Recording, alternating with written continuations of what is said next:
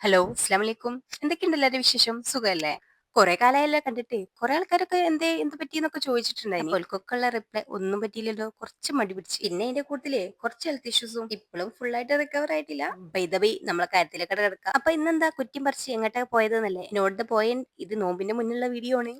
പോയത് വേറെ എങ്ങോട്ടുമല്ല, എക്സാം എഴുതാൻ പോയതാണ്. ക്ലാസ് റൂം ഒന്ന് കണ്ടുപിടിക്കാൻ വേണ്ടിട്ട് ഈ സ്റ്റെപ്പ് ഞാൻ 10 പ്രാവശ്യം അങ്ങോട്ടും ഇങ്ങോട്ടും ഇറങ്ങിയിട്ടുണ്ടാവും. അതിന് ശേഷമാണ് കണ്ടുപിടിച്ചത്. ക്ലാസ് കയറിയപ്പോ അപ്പുറത്തും ഇപ്പുറത്തുള്ളവരൊക്കെ ഭയങ്കര പഠിപ്പ്. നമ്മൾ പിന്നെ പണ്ടേ പഠിപ്പിസ്റ്റ് ആയതുകൊണ്ട് അതിനൊന്നും ഒരു ആവശ്യം നമുക്കില്ല.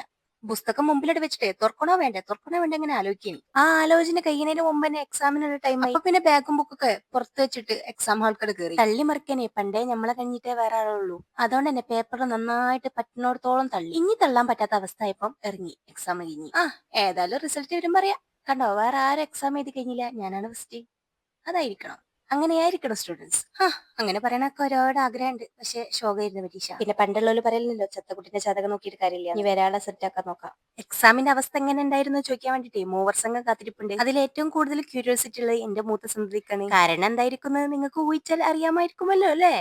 എന്താ സ്നേഹം, ഞാൻ വരുമ്പോത്തിന് സമൂസ ഒക്കെ വാങ്ങിച്ചു. എക്സാം ചെയ്ത സങ്കടം ഞാൻ ഈ സമൂസ കഴിച്ചെടുത്ത് തീർത്ത്. ബാക്കി ഇച്ചിരി കൂടി സങ്കടം ഉണ്ടായിനി, അത് ഈ ബിരിയാണിയും കൂടി കഴിച്ചെടുത്ത് തീർത്ത്. എപ്പൊ നമ്മൾ സങ്കടപ്പെടുകയാണെങ്കിലും ഫുഡ് കഴിക്കണം, സങ്കടം മാറാൻ വേണ്ടി. സങ്കടം വരിക, ഫുഡ് കഴിക്കുക, ഫുഡ് കഴിക്കുക, സങ്കടം വരിക. ഇങ്ങനെയായിരിക്കണം നമ്മളെ ലൈഫ് പാറ്റേൺ.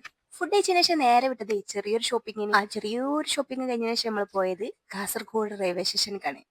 അപ്പൊ അതെന്തിനാ ഏതിനാന്നൊക്കെ അടുത്തൊരു വീഡിയോ ആയിട്ട് വരാം. അപ്പൊ നിങ്ങൾക്ക് ഈ വീഡിയോ ഇഷ്ടപ്പെടുകയാണെങ്കിൽ പേജ് ഒന്ന് ലൈക്കും ഫോളോയും ഒക്കെ ചെയ്താളി.